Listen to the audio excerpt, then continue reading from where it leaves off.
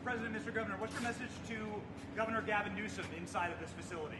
Well, the first thing you should do is come here and learn something, because they don't do this. They don't know. They wouldn't know where to begin, and if they did, it would cost them 100 times more.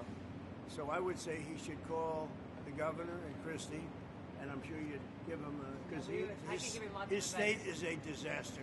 And he doesn't do this. Well, they have the original Alcatraz, so you guys could approve him being able to set one of these up over there. I'm sure the secretary would be happy to do that and provide. My sense is he's probably not going to bite on that, but I don't know that they'd be able to come in at cost because they tried to do this high-speed rail. They spent like $150 billion, no tracks. We've got a privately funded rail in Florida from Miami to Orlando. It costs the taxpayers zero, and it's very successful. So it's just a much different approach between states.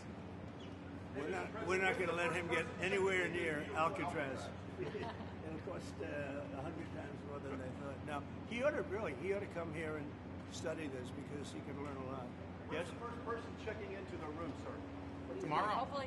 Hopefully tomorrow, within the next 24 hours. They have the doctors, they have all the professionals. There's going to be a security sweep because there have been civilians here, so they will sweep this multiple times to make sure there's nothing can be used as weapons or any contraband. And then once that's cleared, then they'll do. So it's really up to Secretary. I know has got people in the queue, and so they'll be ready to receive. I think our viewers at home should note that this is air-conditioned facility. Yes, so if any of the news claims are keeping them out in the hot, humid South Florida, that is wrong. It's probably 62 degrees here. To be honest.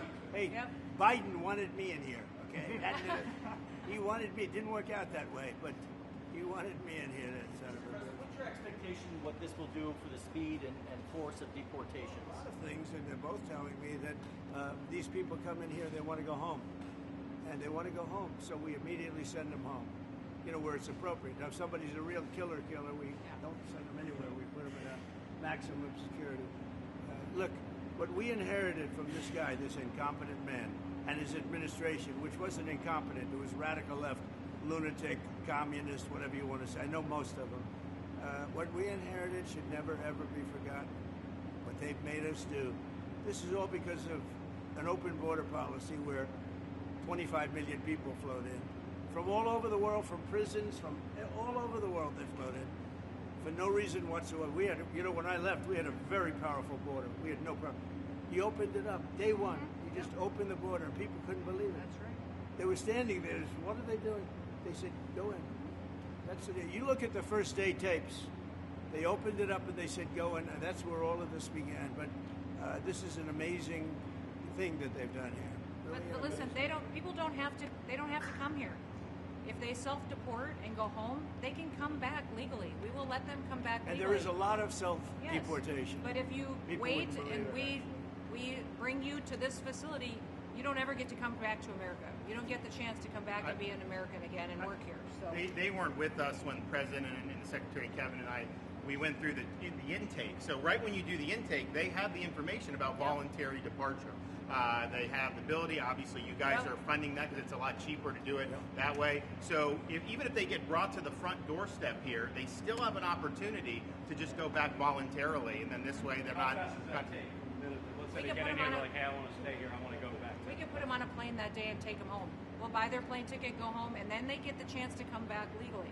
If they wait and say we're not going to do that, they can come back legally after a period. Mr. President, you've talked recently about the idea of finding some way to get farm workforce and service sector workforce, and I think you've discussed somehow a program of people leaving on a sponsorship and coming right back.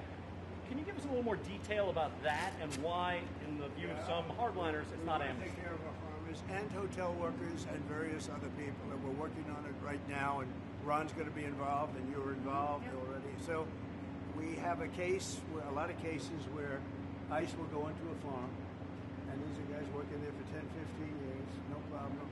The farmers know them. We're going to put, it's called farmer responsibility or owner responsibility, where they're going to be largely responsible for these people. And they know these people.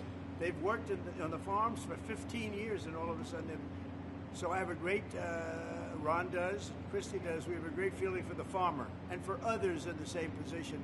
And we're going to give them responsibility for people. And we're going to have a system of signing them up so they don't have to go. They can be here legally. They can pay taxes and everything else. They're not getting citizenship, but they get other things. And the farmers need them to do the work. Without those people, you're not going to be able to run your farm. Mr. President, you and the governor tangled pretty hard in the 2024 election. Yet you stand here now. Yet you stand here now as partners on this effort. How would you describe the relationship, and what future does Governor DeSantis have? I think it's a 10. Maybe 9-9, because there might be a couple of little wounds. So maybe it's 9-9. I think we have a 10. We get along great. Well, the thing about it is, I endorsed him immediately in January 2024. I raised one of his PACs millions and millions of dollars, and obviously we saved him a lot of money in Florida because Florida was a deep red state. He didn't even have to do a rally in Florida, whereas 2016 and 20, this was like ground zero. And so we've been, really happy to do that. And then we've worked very well on this and other issues with Florida. And you can call him at any time, and he wants to be helpful for governors. I mean, I can tell you that. We did Hurricane Helene last year. You didn't hear from the president at the time then. But with President Trump, we know immediately. You just make the phone call. Yeah, as a follow-up question, I'm sorry, like another thing you inherited. How firm are you going to be with Netanyahu about ending the war in Gaza? Very firm, and very firm. But he wants it too. I will say he's coming here next week. He wants to end it too. We had a tremendous success with Iran. They won't have me. Somebody said, "When are you going to sign?" I said, "Sign? They are so bombed out." Did you see the report issued this morning? The place was decimated. It'll be years before anybody even gets down there. So that's not a priority, but we'll have a report and we'll have whatever we want. We'll get whatever we want from Iran. And I think, and I hope they want to have a good country. They have massive sanctions right now, biting sanctions.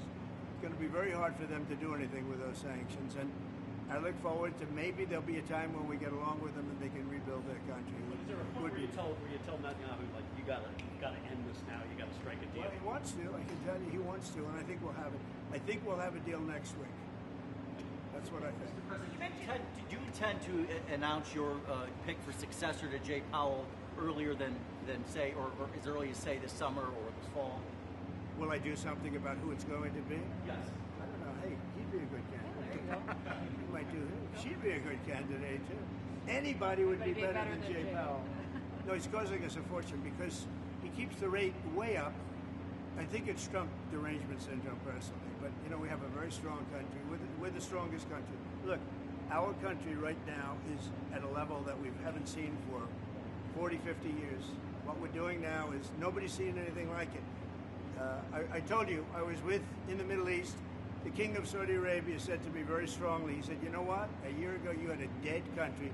Now you have the hottest country in the world." We do. We have the hottest country in the world. Thank you very much, everyone. When are we going to see that exemption for farmers? And what about other We'll be seeing it industries? over the next What couple about of construction and other years. Also, Will those type of industries. Kilmore Abrego Garcia be the first inmate here?